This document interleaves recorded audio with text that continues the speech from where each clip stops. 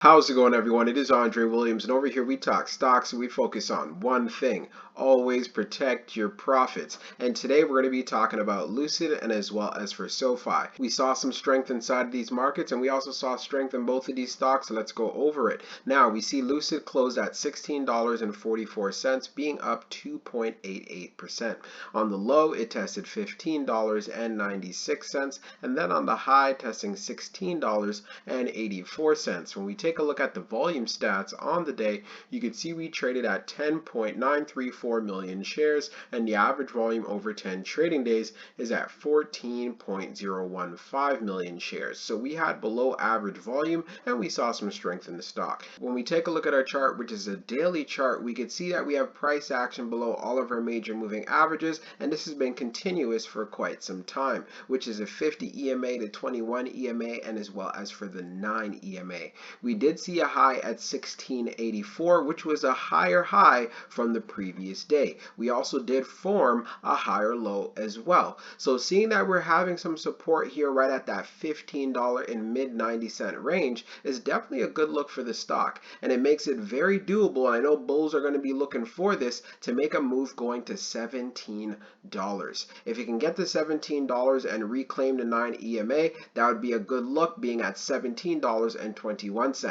Even if we get resistance there, and if we can get a close at 17, that is good as well. That'll give us some price action higher than what we have seen on the previous 2 trading days. Now, if it decides to look bearish, it would have to break through these levels below 1594, and that's where it can come down to 1529. So that's going to be a level that you're going to want to watch very closely. But in the meantime, let's see what Lucid does going into tomorrow. But in my personal opinion, if we can form a higher low and as well as for a higher high, it definitely does look good for the stock going into Friday. And yes, I do know that Jerome Powell is speaking, but if the market decides to move up, Lucid is going to be one of those front runners. Let's move on. So we're going to take a look at the recent institutional ownership and short interest information for Lucid. Scrolling down on the page, green rows indicate new positions, while red rows indicate closed positions. So we're going to take a look at the recent filings for the 24th. So we have EQ Advisors Trust that have positions of 13,200 and as well as 1,338.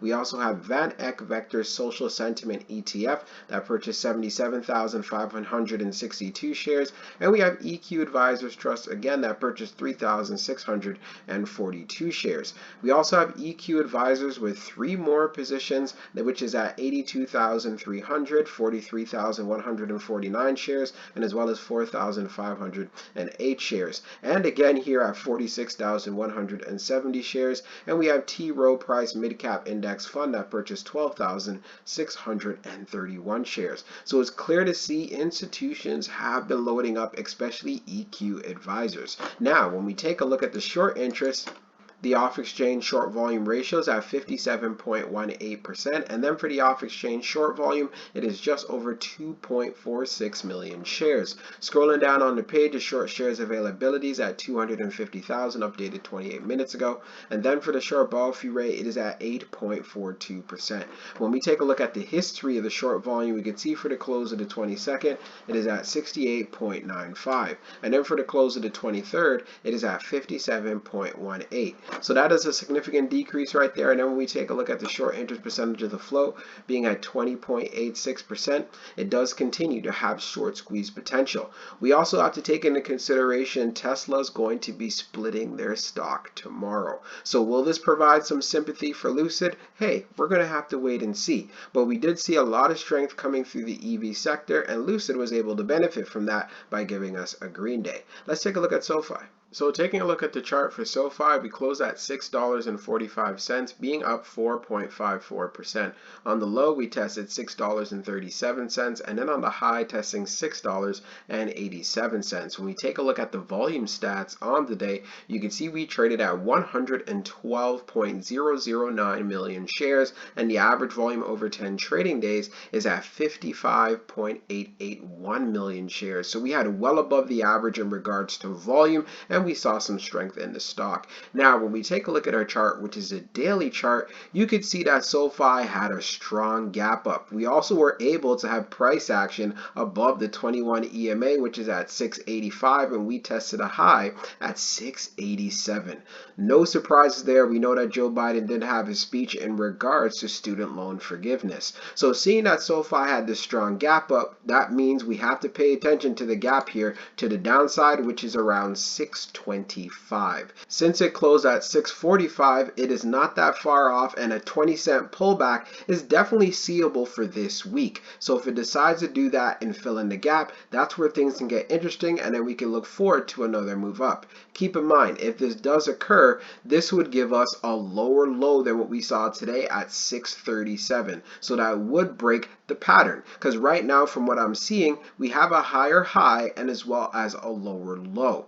Now, as far as for strength is concerned, if you want to see it continue to move up and not fill in that gap, then you'd want to see if SOFI could form another higher low, and that would probably be at around $6.40. Right now in the after hours, it is at 646, so that's one thing you want to keep in mind. But if it's able to do that, and especially finding support off that 9 EMA, which is at $6.68, it could really get interesting from there, and we could see SOFI wanting to make a test going back into that $7 area. I know many of you are going to be looking forward to that, but I could see some sellers there, so that's one thing you want to keep in mind. And if we continue to see some strength inside of these markets going into Thursday and as well as for Friday, and then when we take a look at our stochastics down below, SOFI could even move up further, so I'll be watching that.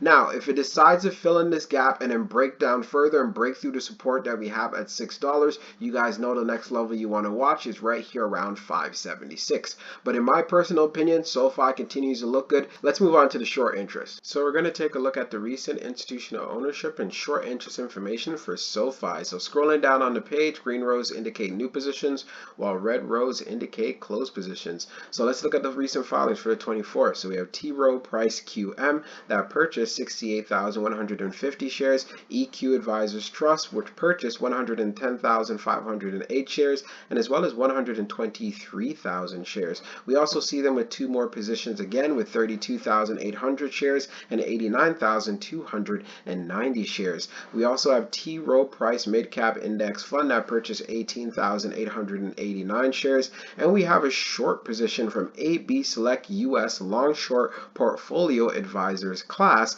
with 162,411 shares. So a good amount of activity. Now, when we take a look at the short interest, the off-exchange short volume ratio is at 44.78%, and then for the off-exchange short volume, it is just over 10.17 million shares. Scrolling down on the page, the short shares availability is at 10 million, updated just now, and then for the short borrow fee rate, it is at 1.15%.